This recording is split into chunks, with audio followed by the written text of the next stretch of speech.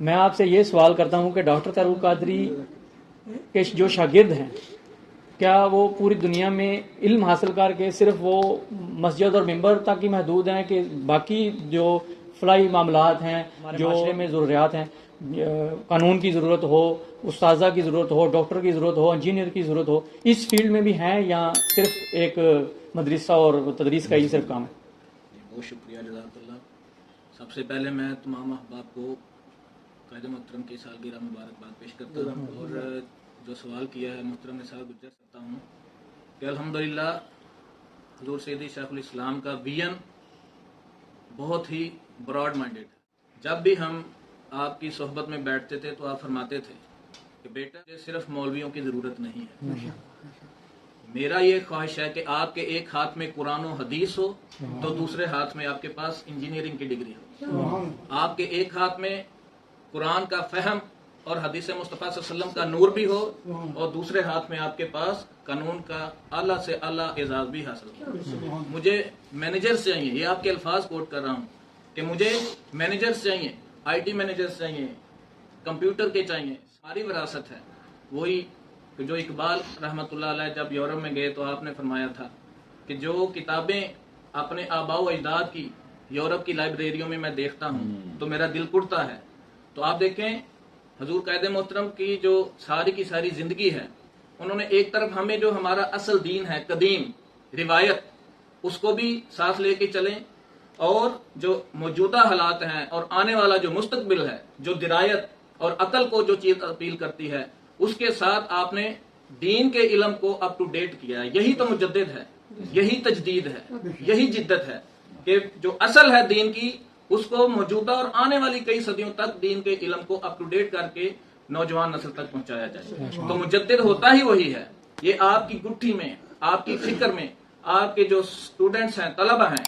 ہر ایک کو اس کے شعور میں یہ بات پنہاں ہے کہ ہم نے قدیم اور جدید دونوں کو ساتھ لے کر چلنا ہے۔ یہی وجہ ہے کہ آپ کا کوئی بھی ادارہ ہو، کوئی بھی آپ کا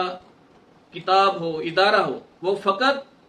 ایک خاص محدود پیرائے تک منحصر نہیں ہے، بلکہ اس کے اندر آج کے اور آنے والے کئی صدیوں تک کے جو احوال ہیں ان کو بھی مد نظر رکھا جاتا ہے۔ اور آپ کو یہ بات جان کر خوشی ہوگی کہ پاکستان کے اندر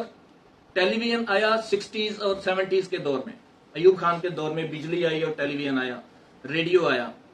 اور جو کمپیوٹر ہے یہ پاکستان کے اندر خاص طور پر گورنمنٹ سیکٹر میں چونکہ فنڈز ہوتے ہیں تو یہ 80s کے آخر میں اور 90s کے سٹارٹ میں آیا کمپیوٹر، اور الحمدللہ منہاج یونیورسٹی کے اندر کمپیوٹر کالج اس وقت بھی پڑھایا جا رہا تھا۔ اب پہ نام آیا ہے کووڈ کے دنوں میں آن لائن کلاسیں کروانے میں، وہ منہاج یونیورسٹی کا ہے۔ الحمدللہ منہاج یونیورسٹی کا جو گریڈ ہے یہ پہلے سے بھی امپروو کیا گیا ہے۔ اور پھر پریس جو تھا، آپ نے بتایا، فرمایا، سوال یہ کیا ہے کہ لیٹسٹ اور جو وہاں کے اسٹوڈنٹس ہیں ان کا کیا ویژن ہے، تو میں عرض کروں کہ جو پریس تھا اور ہمارے شیخ وہ ہیں کہ جنہوں نے اول دور سے ہی اپنے مرکز کے اندر باقاعدہ پریس اینڈ پبلیکیشنز کا الگ شعبہ قائم کر دیا تھا۔ انہوں نے آرڈر دیا ہے کہ موجودہ جو لیٹسٹ مارکیٹ کے اندر اویلیبل پرنٹنگ پریس ہے انشاءاللہ ان قریب وہ انسٹال ہو۔ فرمایا کہ آنے والے 40 سال، 50 سال، 100 سال کی کیا ہماری حکمت عملی ہوگی، اس میں فرمایا کہ مستفی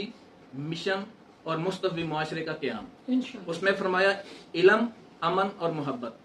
یہ تین چیزیں اپنے اندر پیدا کریں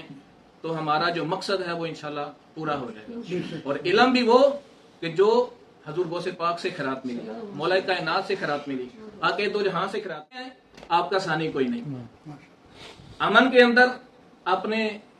جو جانثار ہیں ان کی جانیں بھی لٹ گئیں عوام کی خاطر، ملک کی خاطر، 17 جون کا واقعہ اس کی طرف اشارہ۔ پھر امن اور آگے محبت، اپنے ہوں، پرائے ہوں، اپنے ہم مسلک ہوں، بلکہ غیر مذاہب کے ہوں،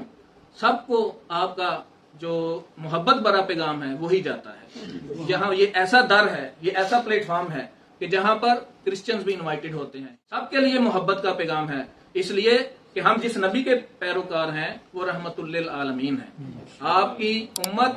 آپ سب کے لیے رحمت للعالمین ہے۔ تو اللہ رب العزت سے دعا ہے کہ اللہ تعالی ہمیں اپنے قائد کے ویژن کو اپنانے کی توفیق عطا فرمائے۔